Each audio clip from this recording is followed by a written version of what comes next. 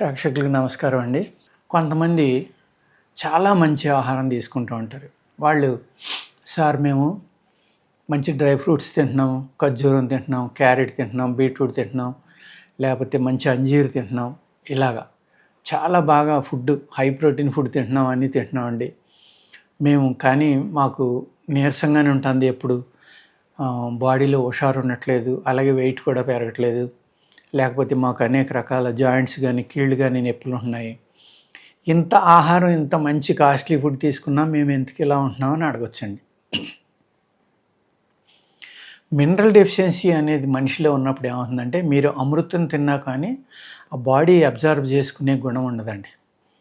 Vitamin C లేదనుకోండి మీ శరీరంలో, మీరు తిన్న ఆహారంలో ఐరన్ అనేది మీ బాడీలో కలదు. ఐరన్నే కాదు, చాలా రకాలైన మినరల్స్ బాడీ అబ్జర్వ్ చేసుకునే శక్తిని కోల్పోతుంది అనమాట. అందుకు విటమిన్ సి అనేది ఫస్ట్ జాగ్రత్తగా చూసుకోండి. దాని తర్వాత D3, B12 అండి, కాల్షియం. ఇలాగా మీకు ఏ ఏ మినరల్స్ కావాలో ఆ మినరల్స్ ఇవాళ బయట దొరుకుతున్నాయి చక్కగా.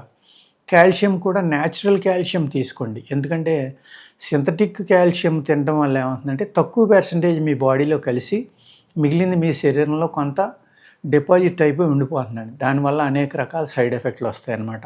అలా కాకుండా చక్కగా మునగాకులో ఉంటుంది, మంచి కాల్షియం ఉంటుంది, అలాగే మీకు కొత్తిమీరలో ఉంటుంది, ధనియాల్లో ఉంటుంది, కరివేపాకులో ఉంటుంది. ఇలాగా న్యాచురల్గా ఎక్కువ కాల్షియం ఉన్న ఆహార పదార్థాలు అనేకం. ఇవాళ గూగుల్లో చూడడం అందరికీ అలవాటు అయిపోయింది. అటువంటి వాటిలో ఉన్న కాల్షియం ఎక్కువగా ఉన్న ఆహార పదార్థాలు కనుక మీరు తీసుకుంటే మీకు మినరల్స్ అనేవి బాడీలో లోపం లేదనుకోండి, మీరు తిన్నది తక్కువైనా కూడా మీ శరీరం అబ్జర్వ్ చేసుకుని మీరు వెయిట్ పెరగడం కానీ, శక్తి పెరగడం కానీ, బాడీ చక్కని రిజువనేషన్ అంటాం మనం. బాడీ అంటే ఒకవేళ 45-50 సంవత్సరాలు వచ్చినాయి అనుకోండి, వయసు వల్ల కూడా అనేక రకాల నొప్పులు రావడానికి అవకాశం ఉంది. వయసు వల్ల వచ్చే నొప్పులు ఎప్పుడు వచ్చాయండి? పూర్వం 60 దాటాక 70 దాటాక వచ్చాయి. ఇప్పుడు 40కే వస్తున్నాయి. కారణం ఏంటి? మన బాడీలో మినరల్స్ తగ్గిపోతున్నాయి. ఎండలోకి వెళ్ళకపోవడం వల్ల D3, B12 అనేది ఉండట్లేదు. ఎప్పుడైతే ఎండ తగలట్లేదు, అందరూ ఎక్కువ మంది ఏసీ కార్లని, లేకపోతే బిల్డింగ్స్ ఎక్కువ ఉండటం వల్ల, హై రైజ్ బిల్డింగ్స్ దగ్గర ఉండటం వల్ల ఆ ఎండ పడటం అనేది జరగదన్నమాట. మనం ఎండలో నుంచోవడం అనేది జరగట్లా. ఎండలో పనిచేసేది తక్కువే.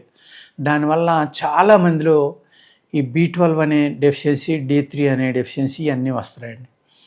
మీరు ఫస్ట్ విటమిన్ సి జాగ్రత్తగా చూసుకుంటే అన్ని మినరల్స్ని కూడా మీ బాడీ అబ్జర్వ్ చేసుకోవడానికి విటమిన్ సి చక్కగా ఉపయోగపడుతుంది అనమాట. అదేవిధంగా మీరు ఈ ధాతువులు పెరగాలి మీ శరీరంలో అంటే కొంచెం గుంజీలు లాంటివి తీయటం, పుషప్స్ చేయడం, ఇటువంటివి చేశారనుకోండి, ఎంతో కొంత వ్యాయామం ఉండాలన్నమాట. ఆ వ్యాయామం ఎలా ఉండాలి? మీ తొడల మీద, మీ పిక్కల మీద ఎక్కువ పడిలే ఉండాలి. కాళ్ళ ఎముకల మీద ఎక్కువ వ్యాయామం చేయాలి మీరు. అట్లీస్ట్ మేము గుంజీలు తీయలేమండి అంటే పడుకుని సైక్లింగ్ అయినా చేయండి, లేకపోతే 2 కాళ్ళు చెస్ట్ దగ్గర లాక్కొచ్చి చాపండి. ఇలాగ కొన్ని ఎక్సర్సైజ్లు చేస్తే నేను చెప్పిన ఈ 2 వాటిలో ఏమవుతుందంటే మీకు అబ్డోమిన్ ఎక్సర్సైజ్ అవుతుంది, అది కాళ్ళకు మంచి శక్తి వస్తుంది. 2 రకాలుగా పనిచేస్తుంది అనమాట. ఈ విధంగా చేయడం వల్ల ఏమవుతుందంటే కాలి యొక్క మజిల్స్ గట్టిపడడం, కాళ్ళలో ఉన్న ఎముకలు కూడా మళ్ళీ పనిచేయడం మొదలు పెడతాయండి.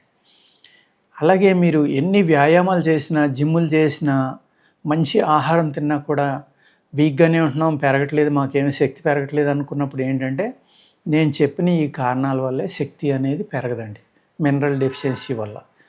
ఈ మినరల్ డెఫిషియన్సీ అనేది ఇవాళ మేజర్ ప్రాబ్లం అయిపోయిందండి చాలామందిలో. మా దగ్గరికి వచ్చిన పేషెంట్లు మేము అద్భుతమైన మందులు ఇస్తూ ఉంటాం. ఇచ్చిన తర్వాత వాళ్ళు 2 నెలలైనా 3 నెలలైనా మాకు తగ్గలేదండి అంటారు.